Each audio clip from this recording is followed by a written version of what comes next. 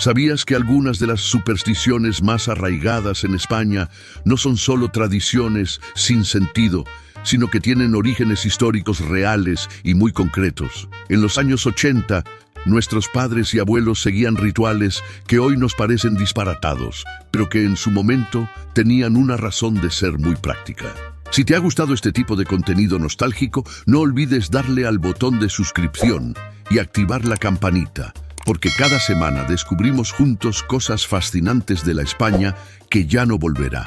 Imagínate por un momento la España de los años 80, una España que salía de 40 años de dictadura, donde las tradiciones orales se habían mantenido intactas durante generaciones, transmitidas de madres a hijas, de abuelos a nietos. Era una época donde la ciencia moderna convivía con creencias ancestrales que tenían más lógica de la que pensamos. Nuestras abuelas no solo creían en estas supersticiones, las vivían como parte esencial de su día a día. Y lo más sorprendente es que muchas de estas creencias tenían fundamentos históricos y científicos que hoy podemos explicar perfectamente. En aquellos años, España era un país donde aún se sentía el peso de siglos de historia. Las casas de pueblo mantenían arquitecturas medievales. Los remedios caseros se preferían a los medicamentos modernos, y las supersticiones formaban parte del sentido común popular. Era completamente normal que una madre le dijera a su hijo que no saliera con el pelo mojado porque se iba a resfriar, o que una abuela insistiera en que había que barrer la casa de cierta manera para no ahuyentar la suerte. Hoy, estas prácticas nos parecen anticuadas, pero en 1985 eran la norma. La primera superstición, que tiene un origen fascinante, es la de no pasar por debajo de una escalera. En los años 80, cualquier abuela española te advertía sobre esto, pero pocos sabían que esta creencia viene de los antiguos gremios de albañiles. En la construcción medieval, pasar por debajo de una escalera apoyada contra una pared realmente era peligroso.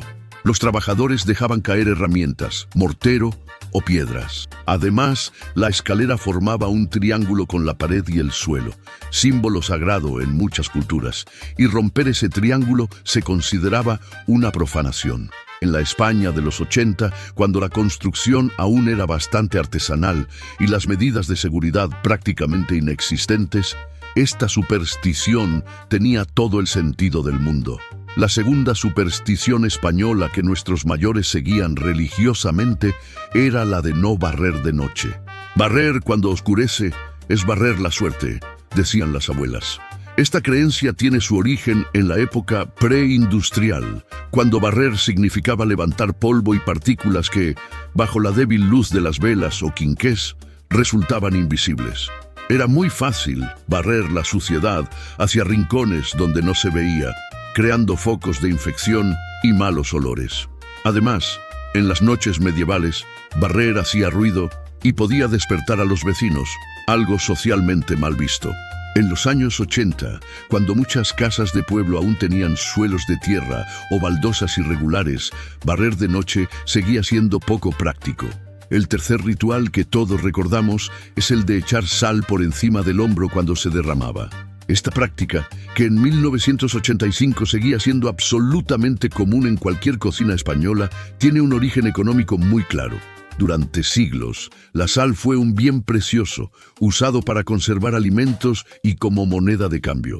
Derramar sal era un desastre económico real. El gesto de echar un puñadito por encima del hombro izquierdo se suponía que engañaba al diablo, que supuestamente esperaba a tu espalda para tentarte a desperdiciar más. En los años 80, aunque la sal ya era barata, nuestros mayores conservaban este gesto como una muestra de respeto hacia los recursos. La cuarta superstición española, que tenía lógica práctica, era la de no dejar zapatos en alto. Los zapatos en la mesa o en la cama traen mala suerte, decían. Esta creencia proviene de épocas donde los zapatos se fabricaban con cuero que no se trataba adecuadamente y acumulaba bacterias y parásitos. Ponerlos sobre superficies donde se comía o dormía era realmente peligroso para la salud.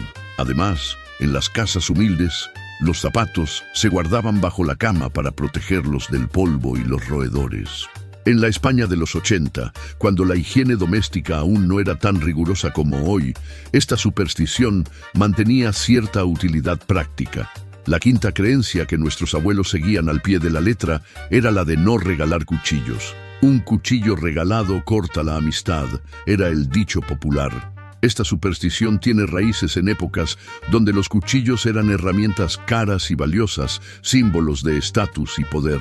Regalar un cuchillo podía interpretarse como una amenaza velada o como una muestra de superioridad económica que podía ofender al receptor.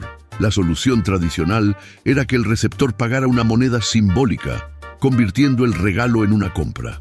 En los años 80, cuando los juegos de cuchillería aún se regalaban en bodas y comuniones, esta tradición seguía vigente. La sexta superstición española que conserva lógica histórica es la de no cortar las uñas de noche. Las uñas cortadas en oscuridad traen enfermedad, advertían las madres. En épocas preeléctricas, cortar las uñas con poca luz era realmente peligroso. Era fácil cortarse accidentalmente con las primitivas tijeras o navajas, y las heridas se infectaban fácilmente sin luz suficiente para limpiarlas bien. Además, los recortes de uñas podían perderse en la oscuridad y crear problemas de higiene. En la España de los 80, aunque ya había electricidad, muchas casas de pueblo aún tenían una iluminación deficiente, especialmente en las habitaciones.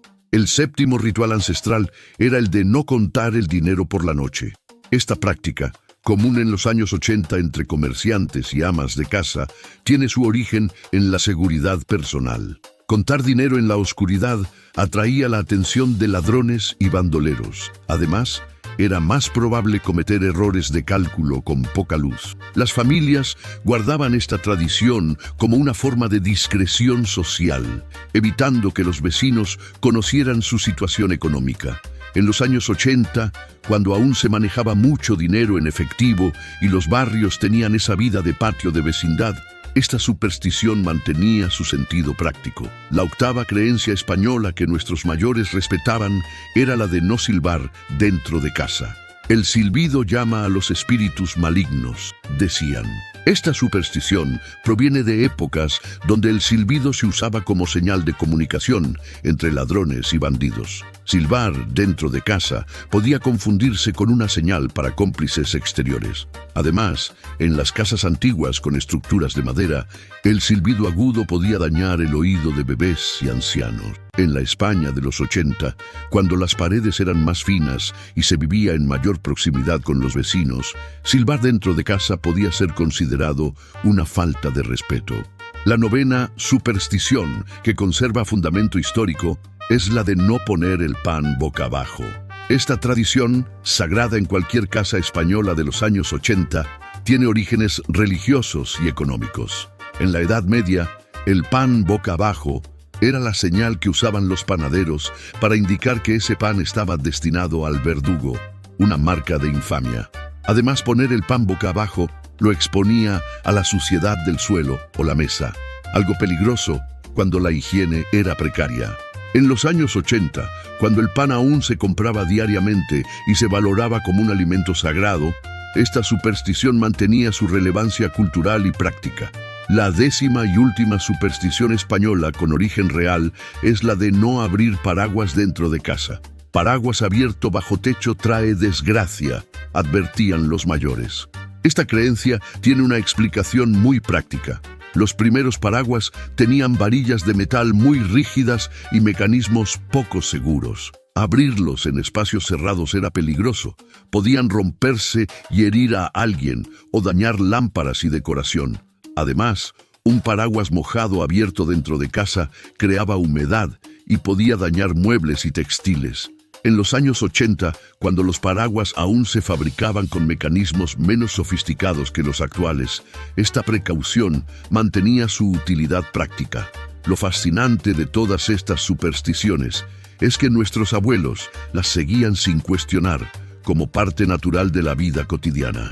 En los años 80, una época de transición entre lo tradicional y lo moderno, estas creencias convivían con los primeros ordenadores y los teléfonos móviles del tamaño de un ladrillo. Era perfectamente normal ver a una mujer echando sal por encima del hombro mientras veía las noticias en un televisor en color.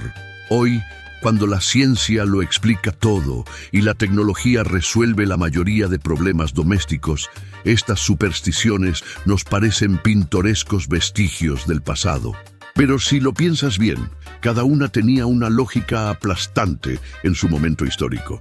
Eran formas de transmitir conocimiento práctico y sabiduría popular de generación en generación, sin necesidad de explicaciones científicas complejas. Si viviste los años 80 y recuerdas a tu abuela siguiendo alguna de estas tradiciones, déjamelo en los comentarios. Y si te ha gustado este viaje nostálgico por la España que no volverá, dale like, suscríbete y activa las notificaciones. La semana que viene descubriremos más secretos fascinantes de nuestra historia reciente.